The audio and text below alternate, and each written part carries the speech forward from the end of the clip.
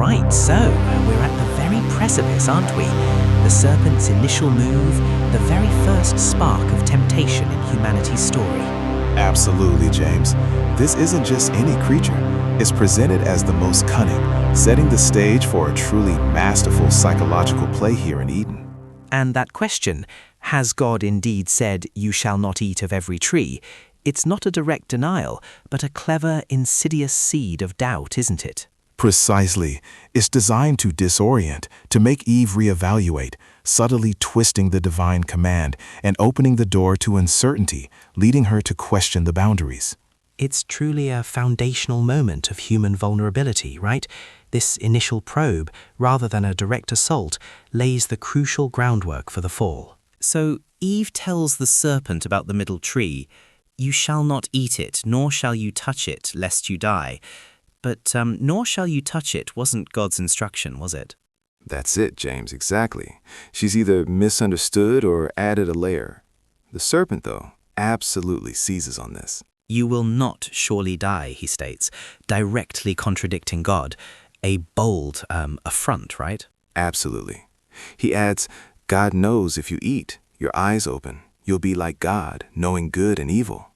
Quite the temptation. To be like God, that's huge, isn't it? The ultimate lure, you know?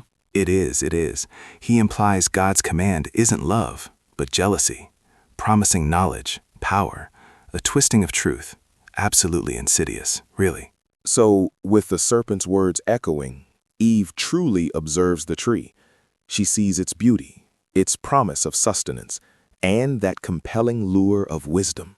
Yeah, it's a complete assault on the senses and intellect, visually appealing, promising satisfaction, and then the ultimate draw to be like God. Exactly.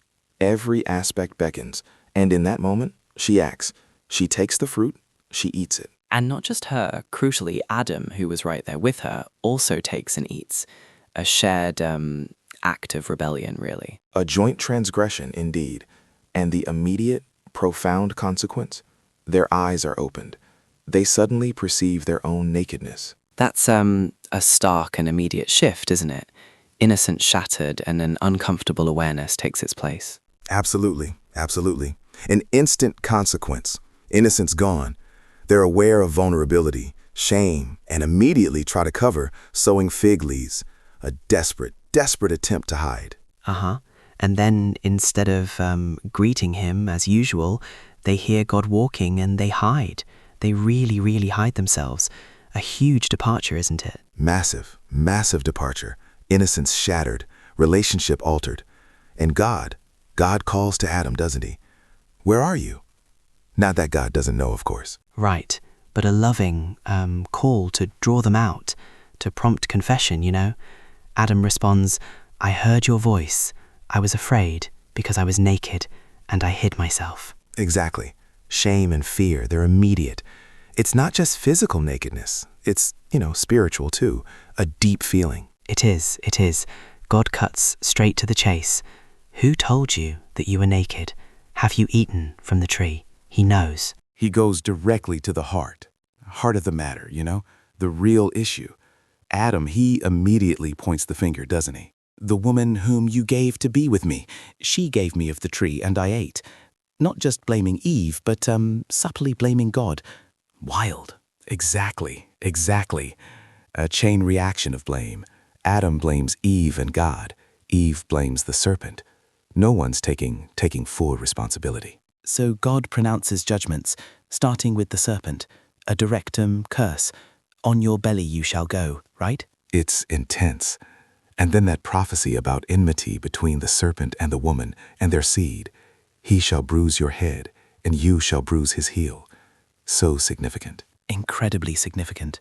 First messianic prophecy, a promise of ultimate victory over evil. But there's pain involved. Then God turns to the woman. Laying out her consequences. For the woman, multiplied sorrow in conception, pain in childbirth. And your desire shall be for your husband, and he shall rule over you. A profound shift. Definitely. A painful reordering, isn't it? Then to Adam, God says, "Because you heeded your wife, the ground itself is cursed for his sake." It is. He'll toil, sweat, work hard just to eat. Thorns and thistles it shall bring forth for you, everywhere. A tough life. Wow. Till you return to the ground, for dust you are, and to dust you shall return. A reminder of mortality, right there. Exactly. But then Adam names his wife Eve, mother of all living, a name signifying hope despite dire circumstances, a real pivot. Yeah, a glimmer of hope or future life, even with all these curses. That's pretty powerful. Absolutely, absolutely. Then, in incredible grace, God makes tunics of skin and clothes them, providing covering where they failed. A first sacrifice, truly, Yeah, and then they're sent out of the Garden of Eden. Cherubim with a flaming sword guard the way to the tree of life. It is. The ultimate exclusion, to prevent them from living forever in their fallen state, to till the ground from which Adam was taken. A profound ending. So, like the ultimate exclusion, right, from paradise, it's final, they can't return. That's really stark. It is. Ushering in a whole new era for humanity, one of toil and separation, but also, as we see, with promises of grace, for sure. That's such a heavy yet foundational story. It sets the stage for so much that comes after, doesn't it? Really fascinating, Marcus, as always. Indeed, James. As we conclude our deep dive into Genesis 3, it's vital to consider the practical takeaways for our lives today. We encourage listeners to grab a pen and paper. Practically, this passage highlights the importance of guarding against distorted truth, resisting immediate gratification, and critically, taking full responsibility for one's actions. It warns that avoiding accountability deepens brokenness, while honesty opens the door to healing. Genesis 3 reminds us that shame leads to isolation, but God invites confession and restoration. Yet, even within judgment, God's mercy is evident. A quiet promise of future redemption emerges, showing that failure is not the end of God's story for humanity. This chapter calls for discernment, humility in failure, and trust in God's grace.